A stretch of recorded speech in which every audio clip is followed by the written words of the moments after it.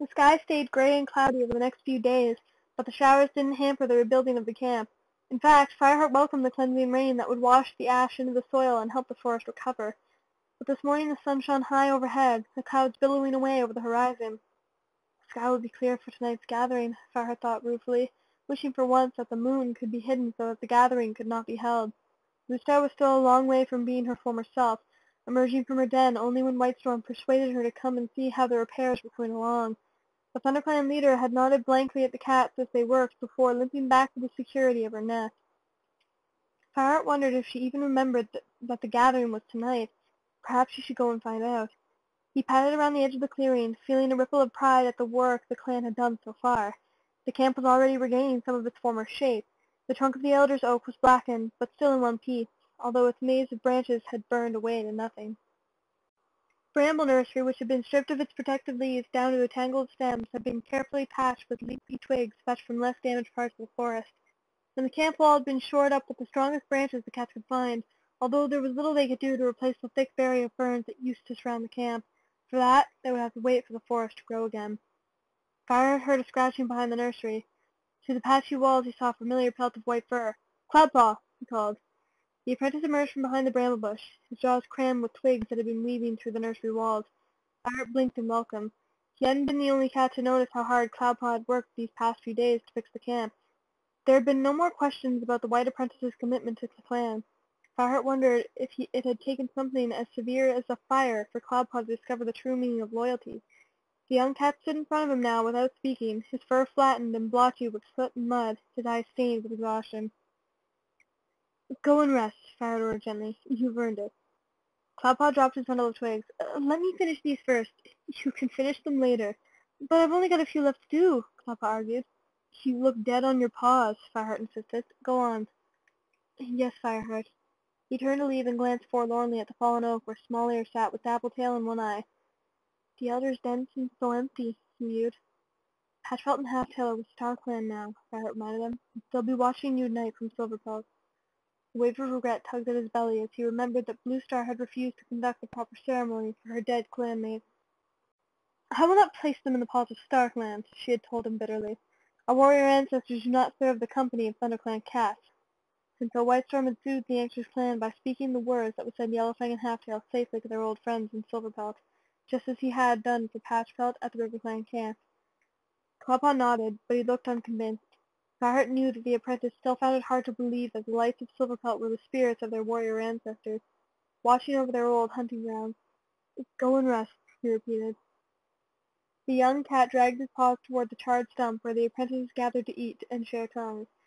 Brightpaw hurried across the clearing to greet her friend, and Cloudpaw met her with a friendly nuzzle. But the white apprentice's eyelids were already drooping, and his greeting was interrupted by a huge yawn. He lay down where he was, resting his head on the ground and closing his sore eyes. Brightpaw crouched at his side and gently began to wash Cloudpaw's grubby pelt.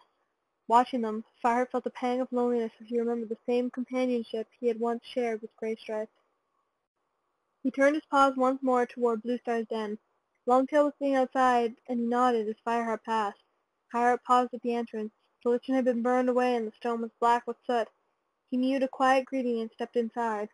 Without the lichen, the wind as well as daylight flooded in, and Blue Star had dragged her bedding into the shadows at the back of the dirty cave. Cinderbell sat beside the huddled shape of the leader, pushing a pile of herbs toward her. "It will make you feel better," she urged. "I feel fine," snapped Blue Star, keeping her eyes fixed on the sandy floor. "I'll leave them here, then. Perhaps you'll manage them later." Cinderbell stood and walked unevenly toward the den entrance. "So is she," Fireheart whispered. "Stubborn," replied Cinderpelt, brushing past him out of the den. Fireheart cautiously approached the old leader. Blue Star was even more of a stranger to him now, locked in a world of fear and suspicion directed not just against Tigerclaw, but all the warrior ancestors in StarClan. "Blue Star," he began tentatively, dipping his head, "the gathering is tonight. Have you decided who will go?" "The gathering?" Blue Star spat with disgust. "You decide who to take. I won't be going. There's no longer any reason for me to honor StarClan." As she spoke, a cloud of ash blew through the open doorway, cutting off her words with a bout of coughing. Fireheart stared in dismay, and spasms racked her frail body. Blue Star was the leader of the clan. It was she who'd taught him about StarClan and the way the warrior spirits watched over the forest. Fireheart couldn't believe she would reject the belief she had based her whole life upon. You don't have to honor StarClan, he stammered at last. Just be there to represent your own clan. They need your strength now. Bluestar looked at him for a long moment. My kits needed me once, but I gave them to another clan to raise, she whispered. And why? Because StarClan told me I had a different destiny. Is this it? To be attacked by traitors? To watch my clan die around me? StarClan was wrong. It was not worth it. Fireheart felt his blood turn to ice. He turned and padded blindly out of the den.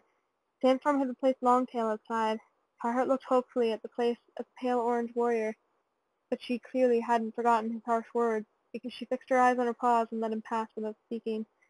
Feeling unsettled, Fireheart spotted Whitestorm trotting back into the camp with the Sun High Patrol. He signaled to the White Warrior with his tail, and Whitestorm headed toward him while the rest of the patrol split up in search of food and a place of rest. Bluestar isn't well enough to attend the gathering, Fireheart meowed when Whitestorm reached him. The elderly warrior shook his head as the news came to no surprise. There was a time when nothing would have kept Bluestar from a gathering, he observed quietly. We should take a party anyway, Fireheart told him. The other clans must be warned about Tigerclaw. His group of rogues is a threat to all the clans. Whitestorm nodded. We could tell them Bluestar is ill, I suppose, he suggested. But we might be inviting trouble if we let it be known that our leader is weak. It would be worse not to go at all, Fireheart pointed out. The other clans will know about the fire. We must appear to be as strong as we can. His clan is clearly still hostile, Whitestorm agreed. The fact that Sandstorm, Cloudpaw, and I fought them and won on their own territory won't have helped, Fireheart admitted, and there's Riverglen to consider. Whitestorm curiously looked at him. But they gave us shelter after the fire. I know, Fireheart replied, but I can't help wondering if Leopardfur might demand something in return. We have nothing to give. We have Sunny Rocks, Fireheart answered. Riverglen made no secret of their interest in that part of the forest, and right now we need every bit of our territory for hunting. At least ShadowClan is weakened by sickness, meowed Whitestorm. There's one clan that won't be attacking us for a while. Yes, agreed Fireheart, feeling guilty that he should be helped by another clan suffering. Actually, the news about Tigerclaw might work in our favor. Whitestorm stared at him puzzled, and Fireheart went on. If I can persuade the other clans that he's a threat to them as well as us, they might put all their energy in protecting their own borders. Whitestorm nodded slowly. It might be our best hope of keeping them away from our territory while we recover our strength. You're right, Fireheart. We must go to the gathering, even if Bluestar is unable to come with us. Blue gazed at Fireheart, and he knew that they were thinking the same thing. Bluestar was able to go if she wanted, but she chose not to. As the sun set, the cats began to take fresh kill from the meager pile they'd collected.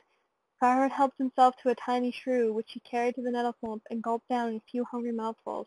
The clan's bellies hadn't been full for days. The prey was returning but slowly, and Fireheart knew they had to be careful about how much they caught. The forest must have a chance to replenish itself before they could eat their fill once more. Once the cats had finished their paltry meal, Fireheart got to his paws and padded across the clearing. He felt the eyes of the clan follow him as he leapt onto High Rock. There was no need to call them. They gathered below with questioning eyes in the fading light. Bluestar will not be coming to the gathering, he announced. News of alarm ripped through the cats, and Fireheart saw Whitestorm weaving among them, calming and reassuring them. How much had the clan guessed about their leader's state of mind? In the Riverclan camp they had united to protect Bluestar from prying eyes, but here in their own camp her weakness left them vulnerable and afraid. Tigerclaw's tabby Kit sat outside the nursery, staring up at the high rock with round, curious eyes. For a moment Fireheart let himself be mesmerized by its yellow gaze, and images of Tigerclaw began to prowl around the edges of his mind. Does this mean ThunderClan won't attend? He was roused by Darkstripe's voice as the striped warrior shouldered his way to the front. After all, what is a clan without a leader? Was Fireheart imagining the ominous glint in Darkstripe's eyes? ThunderClan will go to Four Trees tonight, he meowed, addressing the whole clan. We must show the other clans that we are strong, despite the fire. He saw nods of agreement. The apprentices shuffled their paws and looked eagerly at one another, too young to understand the seriousness of attending a gathering without a leader, and distracted by the hope that they might be chosen to go themselves. We mustn't betray any weakness for Bluestar's sake and for the sake of the whole clan, Fire went on. Remember, we are ThunderClan. He yowled the final words, surprised by the fiery conviction that welled up from his heart, and the clan responded by straightening their backs, licking at their ash-covered fur, and smoothing their singed whiskers. I shall take Darkstripe, Mousefur, Sandstorm, Whitestorm, Ashpaw, and Cloudpaw. Will the others be enough to protect the camp? Darkstripe demanded. Tigerclaw will know there's a gathering, added Longtail. What if he uses the opportunity to attack? We can't afford to leave more cats behind than usual. If we appear weak at the gathering, we risk inviting an attack from all the other clans, Fireheart insisted. He's right, agreed Mouser. We can't let the others see our weakness. The River Clan already knows the fire destroyed our camp, added Willowpelt.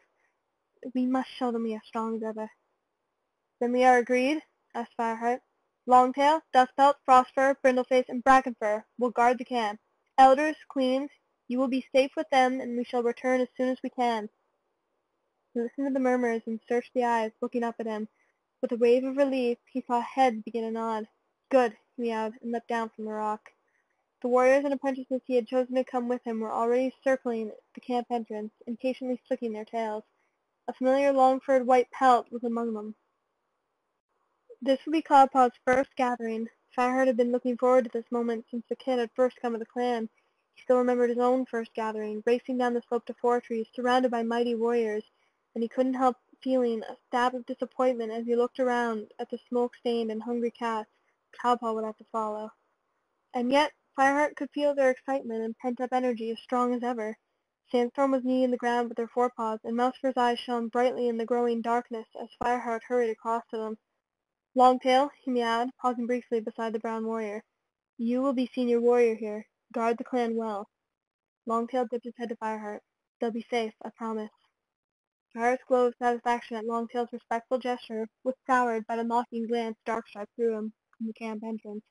It was as if the warrior could see through his outer confidence to the uncertainty that lay beneath.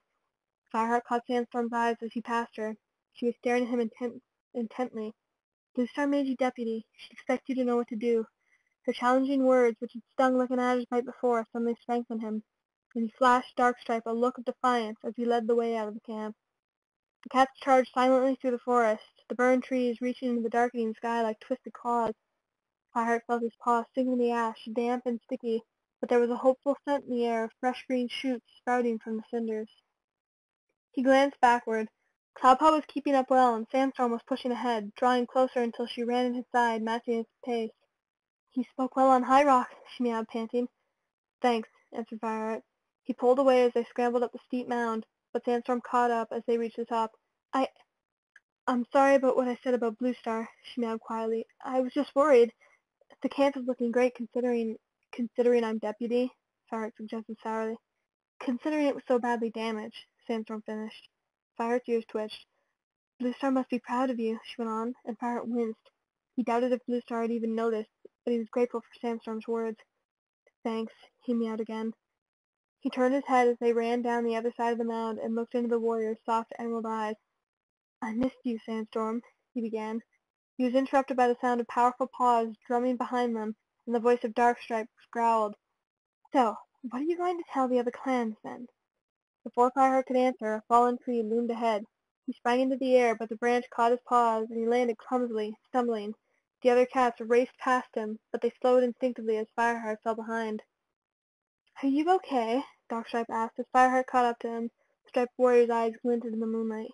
Yes, fine, Fireheart answered, curtly, trying not to betray the pain in his paw. It was still throbbing when the cats reached the top of the slope that led down to Fortress. Fireheart halted to catch his breath and gather his thoughts before they joined the other clans. The valley below had been untouched by the fire, and the four oaks towered unscathed into the starry sky. Fireheart glanced at the cats that waited beside him, tails twitching and ears pricked expectantly.